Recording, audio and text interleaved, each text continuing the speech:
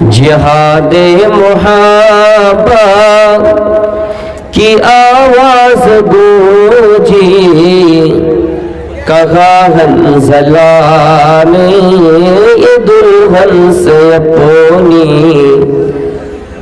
اجازت اگر دو تو جام شہادت لبوں سے لگانے کو دل چاہتا ہے۔ جہاد محبت کی آواز گونجی، کہا حنظلہ نے یہ دلہن سے اپنی، اجازت اگر دو تو جام شہادت۔ میں نے سنا ہے جو لوگ نئے نئے داماد بن رہے ہیں، 2-4 سال نکاح ہوا ہے، شادی ہوئی ہے ان کی، جب تک سسرال والے کی طرف سے کوئی اس کو لانے کے لیے نہ آئے وہ نہیں جاتے۔ اور یہ عید کے موقع پر دیکھا گیا۔ اچھا کسی کا کوئی اگر آدمی نہ آ پائے، اگر گھر میں نہ ہو تو آپ کیا کیجیے گا؟ میرے بھائیوں اگر آ جائے تو الگ بات ہے، نہیں آ پائے مجبوری ہے، فون کا زمانہ ہے، فون پہ بات کر کے بتا دیا گیا کہ آپ آ جائیے۔ لیکن کتنے ایسے داماد ایسے ملے جنہوں نے اپنے سسرال کو پریشان کیا، سسرال کی طرف سے کوئی نہیں آیا تو ان کی بیوی پر ظلم کیا کہ دیکھو تمہارے گھر والے کتنا کنجوس ہے، مجھے لانے کے لیے نہیں آیا۔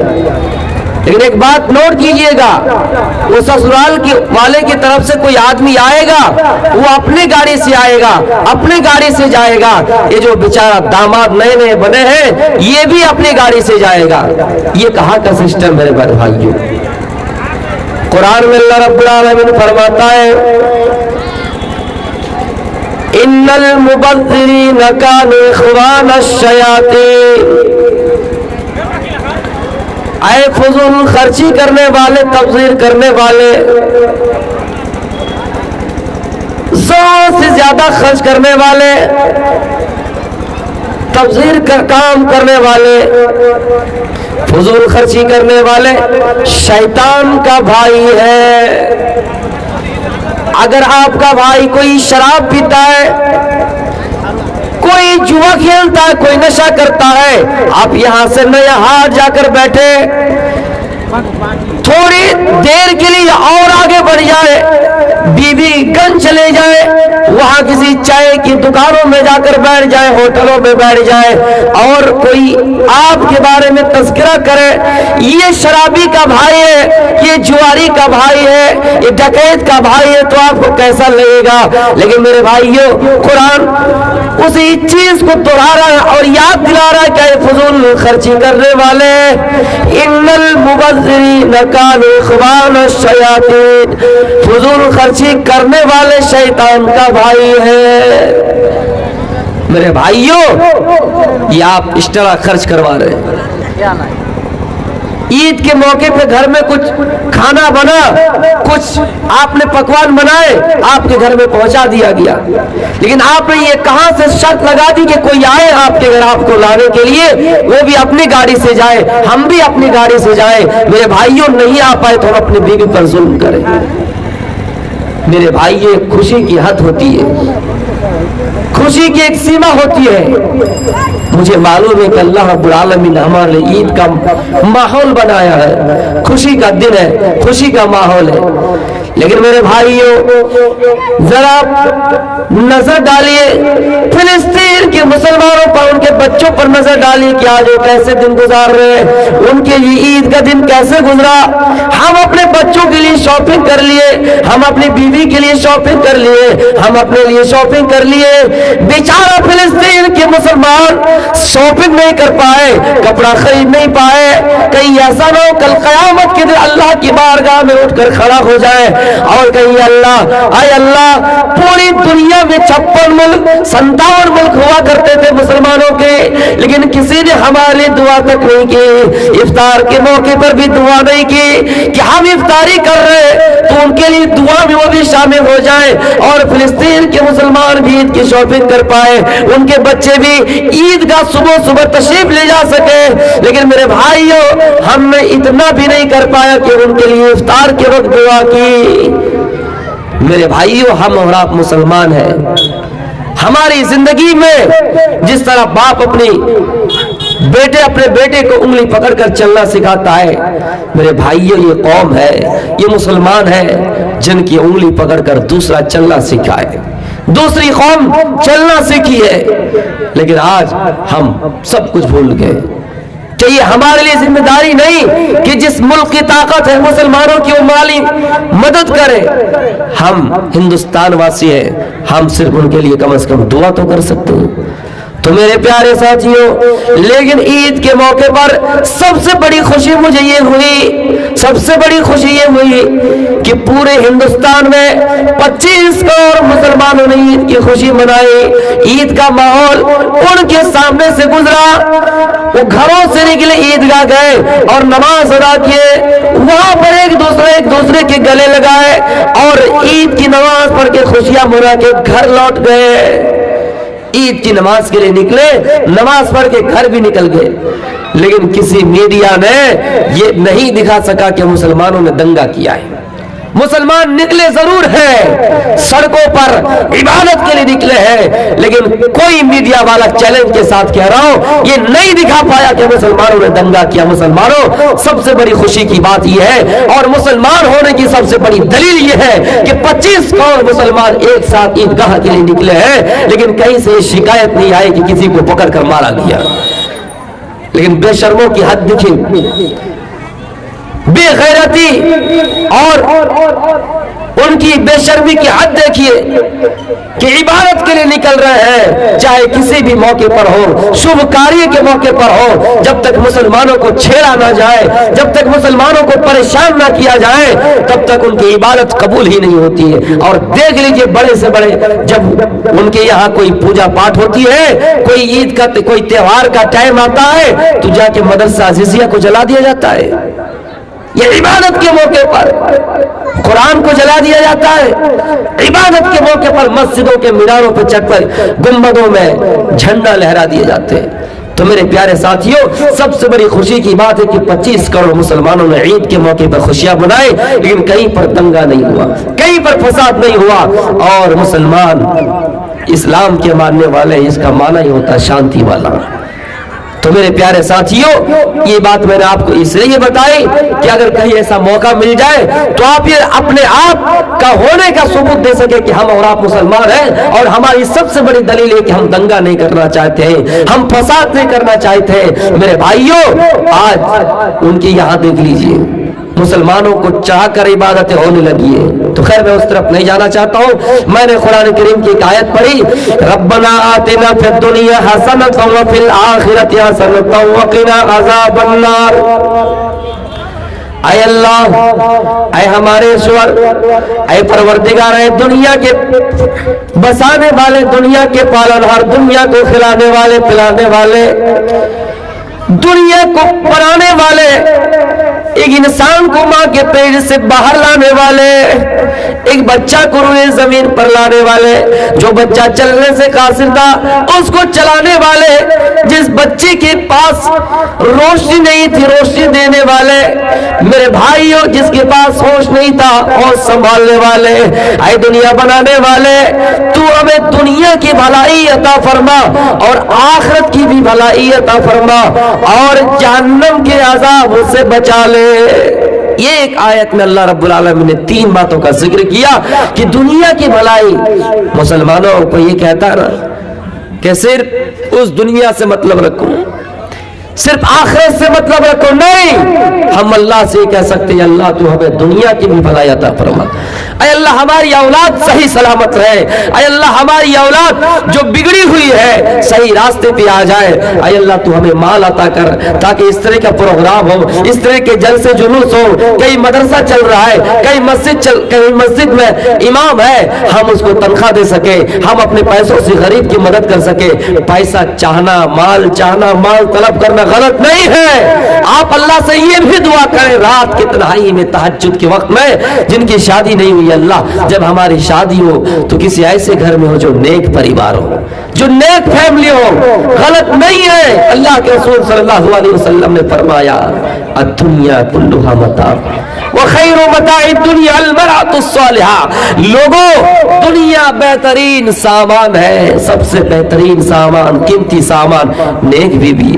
ہم اللہ سے چاہ سکتے ہیں میرے پیارے ساتھیوں, ہم اللہ رب العالمین سے دنیا کی بھی بھلائیت چاہیں, دنیا کی بھلائی بھی چاہیں, اور یہ کہ اللہ میں یہاں سے بہادر گنج نکلتا ہوں, کشن گنج نکلتا ہوں, دہلی کا سفر کرتا ہوں, کہیں پر جاتا ہوں تو کوئی شراب بیچ رہا ہے, کہیں پر جاتا ہوں تو لوگ جوا کھیل رہے ہیں, کہیں پر جاتا ہوں تو لوگ زنا کر رہے ہیں. اے اللہ, میں تجھ سے یہ سوال کرتا ہوں کہ جب مجھ سے کوئی ضرورت کی چیز پڑ جائے, مدد کی ضرورت پڑ جائے, اے اللہ تو ہی میری مدد کرنا. جو راستہ گناہوں کے کھلے ہوئے ہیں, شرابی کا اڈا ہے, جواری کا اڈا ہے, جہاں پر لوگ زنا کر رہے ہیں, ان تمام گندی راستوں سے مجھے بچانا, ان تمام گندے طریقوں سے بچانا. دنیا کی بھلائی ہے کہ تو مجھے ان لوگوں میں شامل نہ کرنا. اس لیے تو اللہ قرآن میں کہتا ہے اہدنا الصراط المستقیم صراط الذین انعمت علیہم. میرے بھائیوں, اور یہی دعا ہے, یہی سورت ہے, یہی آیت ہے جو ہم 5 نمازوں میں, 5 وقت نمازوں میں اور ہر رکعت میں یہ دعا کر رہی ہے, اللہ جب مجھے چلانا تو سیدھی راہ پہ چلانا, ان لوگوں کے راستے پہ چلانا جن پر تیرا انعام نازل ہوا ہے, جن لوگوں پر تمہیں انعام برسایا ہے, اور ان لوگوں کے راستے پہ نہ چلانا جن پر تیرا غضب نازل ہوا ہے. تو میرے پیارے ساتھیوں, دنیا کی بھلائی ہے کہ اللہ ہمیں ان تمام برے راستوں سے روکنا. دنیا کی بھلائی ہے. آخرت کی کیا بھلائی ہے؟ آخرت کی بھلائی یہ ہے کہ جب قبر میں سوال کرنے کے لیے منکر نکیر آئے تو یہ اللہ رب العالمین ہمارا حساب آسانی سے لیا جائیں, ہم اس سوال کا جواب آسانی سے دے سکیں. میدان محشر میں حفاتن عوراتن غرلا, ننگے پیر ننگے بدن جب اٹھایا جائے, بغیر ختنہ کو جسم پہ کوئی کپڑا نہیں, تو وہاں بھی ہم اللہ رب العالمین کو آسانی سے حساب دے سکے.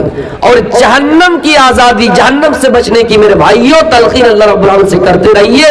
ربنا اصرف عنا عذاب جہنم ان عذابها کان غراما. اللہ سے یہ کہتے رہیے اللہ ہم سے جہنم کا عذاب پھیر دے, جہنم کا عذاب ہمیں نہ ڈال, جہنم کا عذاب ہمیں نہ دے, بڑا چمٹنے والا ہے. میرے پیارے ساتھیوں, یہ 3 چیزوں کا خیال ہمیشہ آپ کو رکھنا ہے. لیکن آپ کو پوائنٹ کی بات بتا دو, کچھ لوگ یہ کہتے ہیں کہ اللہ نے عبادت کے لیے ہمیں اور آپ کو پیدا کیا ہے, تو اس کا مطلب یہ کہ صرف ہم ذکر و اذکار کرتے رہیں, صرف ہم تسبیح پڑھتے رہیں, صرف ہم نماز میں مشغول رہیں, صرف ہم روزہ ہی رکھتے رہیں, جنگلوں میں جا کر بیوی چھوڑ کر, بچوں چھوڑ کر, خاندان چھوڑ کر, قبیلے چھوڑ کر, پتے چبا چبا کر اپنی زندگی گزار دے, سادھو سنت بن جائے. میرے بھائیوں, ایسی چیزوں کا ذکر نہیں ہے. عبادت ہر اس چیز کو کہتے ہیں جس پر چلنے کا اللہ کے رسول نے حکم دیا ہے, اور عبادت ہر اس چیز کو بھی کہتے ہیں جس سے آپ نے منع کیا ہے.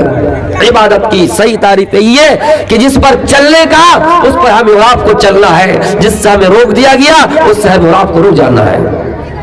دلیل اللہ قرآن میں کہتا ہے کہ صرف روزے میں نہ رہو, نماز پڑھتے مت رہو. فَإِذَا قُضِيَتِ الصَّلَاةُ فَانتَشِرُوا فِي الْأَرْضِ وَابْتَغُوا مِن فَضْلِ اللَّهِ. اے لوگوں, جب نماز پوری ہو جائے, نماز ختم ہو جائے, جب عبادت کمپلیٹ ہو جائے, جب نماز ختم ہو جائے تو تم زمین میں پھیل جاؤ. جو کسان زمین پہ پھیل جائے, کوئی اگر تجارت کرتا ہے, بزنس مین ہے, تو اپنے بزنس میں لگ جائے, نیا جائے, تلسیا جائے, بہادر گنج جائے, کشن گنج جائے, پورنیا جائے, جہاں جس کا کاروبار جہاں چلتا ہے, جہاں جس کی سیٹنگ ہے وہاں چلے جائے. جب نماز ختم ہو جائے تو اللہ کے رزق کو تلاش کرنے کے زمین پہ پھیل جائے. اللہ نے یہ نہیں کہا کہ تم نمازی میں مشغول رہو, पूरी रात पूरा दिन मस्जिद में लगे रहो। रमजान का महीने में रोजा रखा, शव्वाल का महीना आया, शव्वाल के महीने में भी पूरे के पूरे रोजा रखो, ज़िलक़ादा के महीने में रोजा रखो। नहीं, इबादत करने की भी एक हद होती है, इबादत करने की भी इबादत करने का भी एक रास्ता है। मेरे प्यारे साथियों, पता चला कि जिंदगी भर नमाज पढ़ना इबादत नहीं है, जिंदगी भर रोजा रखना इबादत नहीं है। इबादत तो वो है कि आप तिजारत कर रहे हैं, 2 रुपया आ रहा है, आप बेहतरीन कपड़ा खरीद रहे हैं, अपनी माँ को ला कर दे रहे, अपने बच्चों को ला कर दे रहे, अपनी बीवी को ला कर दे रहे, अपने परिवार में ला कर दे रहे, ये भी इबादत है अल्लाह के बंदे। अल्लाह कहता मेरे बंदो, अगर तुम अपनी बीवी को अपने हाथ से उठाकर खाना खिला रहे हो, अपने उस लुकमा को अपनी बीवी के मुंह पे डाल रहे हो, इसमें भी सवाब है। तो मेरे प्यारे साथियों, इबादत का मतलब सिर्फ ये नहीं कि हम जिक्र व अस्कार में मशगूल रहे, इधर बीवी भूखे रहे, बच्चे भूखे रहे, ना कपड़ा है ना लत्ता है, अल्लाह ने गरीबी हालत बनाए, हम नाशुक्री नहीं करेंगे। लेकिन मेरे भाइयों, ये भी नहीं है कि हम हाथ धरे बैठे रह जाए, शेर हमारे सामने, हम अल्लाह पर भरोसा कर ले कि शेर अल्लाह चाहे तो मुझे बचा लेगा। हम घर में सोए हैं, अल्लाह पर भरोसा कर लिया, अल्लाह चाहेगा तो खाना दे देगा। नहीं मेरे भाइयों, आपको हाथ पैर हिलाना पड़ेगा, आपको तलाश करना पड़ेगा, मेहनत करनी पड़ेगी। कुछ लोग ये कहते हैं कि जब अल्लाह ने खाने के लिए पेट दिया है तो नमाज पढ़ने क्यों कहा है, या फिर नमाज पढ़ने कहा तो पेट क्यों दिया। अगर पेट नहीं देता ना तो सिर्फ मस्जिद में पड़े रहते, हमसे बड़ा कोई इमाम बन जाता, हमसे बड़ा कोई हाजी बन जाता, हमसे बड़ा कोई सूफी बन जाता। अल्लाह अगर पेट ना देता ना तो देखता मैं कितना बड़ा, ऐसा लगता है कि वह अल्लाह पर बहुत बड़ा एहसान कर देता। तो मेरे प्यारे साथियों, ऐसी बात नहीं है। अगर अल्लाह वाकई पेट ना देता तो कोई इंसान किसी को पूछता नहीं। आज एक दर्जा है ना कि बाप के बाद बेटा, उस्ताद के बाद शागिर्द, ये दर्जा और ये हैसियत नहीं रहती। तो मेरे प्यारे साथियों, रोजी कमाने अल्लाह ने कहीं मना नहीं किया है। एक साहबी जिनका नाम अब्दुल्ला इब्न उमर है, अल्लाह के रसूल सल्लल्लाहु अलैहि वसल्लम को शिकायत हुई, ये खबर मिली कि अब्दुल्ला इब्न उमर ये दिन में नफली रोजा का एहतमाम करता है और रात में तहज्जुद का एहतमाम करता है। इनकी बीवी से शिकायत आई है, इनकी बीवी का कहना यह है कि जब मैं अपने शौहर को दिन में अपने पास बुलाती हूँ तो ये कहता है कि मैं नफली रोजे से हूँ, और जब मैं रात में अपने शौहर को अपने शौहर को अपने बिस्तर पे बुलाती हूँ तो मेरे शौहर कहते हैं कि मैं आज नफली नमाज का एहतमाम करूंगा, तहज्जुद का एहतमाम करूंगा। मेरे प्यारे साथियों, ये खबर अल्लाह के नबी को हुई तो आपने उस सहाबी से मुलाकात करने के बाद फरमाया, पूछा, आए अब्दुल्ला, तेरे बारे में ये शिकायत आई, लोगों ने ये कहा है कि आप दिन में भी अपने बीवी को टाइम नहीं देते हैं और रात में भी अपने बीवी को टाइम नहीं देते, दिन में नफली रोजे का एहतमाम करते हो और रात में नफली नमाज का एहतमाम करते हो, तहज्जुद का एहतमाम करते हो। पता चला और सुना हो कि तुम अपनी बीवी का हक अदा नहीं करते हो, क्या ये खबर सही है? अलम मुखबर अन्नक तसूम दहरा व तकूमुल लैल, क्या ये खबर सही है कि तुम दिन में रोजा रखते हो और रात में तहज्जुद की नमाज पढ़ते हो? क्या ये खबर सही है कि तुम अपनी बीवी का हक अदा नहीं करते हो? अब्दुल्ला कहते हैं, अल्लाह के रसूल, हाँ ये खबर सही है। जब मेरी बीवी मुझे दिन के किसी हिस्से में बुलाती है तो मैं ये कहता हूँ कि मैं आज नफली रोजे से हूँ, और जब मैं रात को मुझे अपने पास बुलाती है तो मैं कहता हूँ कि मैं नफली नमाज का एहतमाम करूंगा। ये खबर सही है? तो आपने फरमाया, आए अब्दुल्ला, तुम ऐसा नहीं कर सकते हो। आए अब्दुल्ला, जिस तरह व इन्ना लिरब्बिका अलैका हक्का व इन्ना लिबदनिका अलैका हक्का व इन्ना लिज़ौजिका अलैका हक्का व इन्ना लिज़ैफिका अलैका हक्का। आए अब्दुल्ला, जिस तरह अल्लाह का हक तुम्हारे ऊपर है कि तुम रोजा रखो, नमाज पढ़ो, हज करो, ज़कात दो, उसी तरह तुम्हारे ऊपर तुम्हारी बीवी का भी हक है कि तुम उसकी ख्वाहिश पूरी करो। उस तरह तुम्हारे اوپر تمہاری بیوی کا حق ہے کہ تم اس کی ضرورت پوری کرو، حق یہ ہے کہ تم اس کو کپڑا کر دو، حق یہ کہ تم اس کے کھانے پینے کا بندوبست کرو۔ اس لیے اللہ فرماتا ہے ان خلق لکم من انفسکم ازواجا ومن آیاتہ ان خلق لکم من انفسکم ازواجا لتسکنوا الیہا وجعل بینکم مودۃ ورحمہ۔ اللہ نے ہماری ہی میں سے مرد اور بیوی بنا دیے ہیں، ہم میں سے عورتیں بنا دیے، بیوی بنا دیے ہیں، اس لیے بنائے لتسکنوا الیہا تاکہ مرد عورت سے سکون حاصل کرے۔ میرے بھائیوں، ہر چیز کا اللہ نے مقصد بیان کر دیا۔ میاں بیوی کا رشتہ صرف یہ نہیں کہ شادی ہوئی گھر میں لا کر آپ نے چھوڑ دیا۔ کچھ لوگ تو ہوتے ہیں شادی کرنے کے بعد اپنے میکے میں اس کو 5-5 سال کے لیے چھوڑ دیتے ہیں۔ میرے بھائیوں، اللہ نے کہا لتسکنوا الیہا تاکہ تم اس سے سکون حاصل کرو۔ یہ لفظ سکون کا استعمال کسی اور رشتہ دار کے ساتھ نہیں کیا گیا، میاں بیوی کے ساتھ اللہ نے یہ لفظ استعمال کیا تاکہ تم اس سے سکون حاصل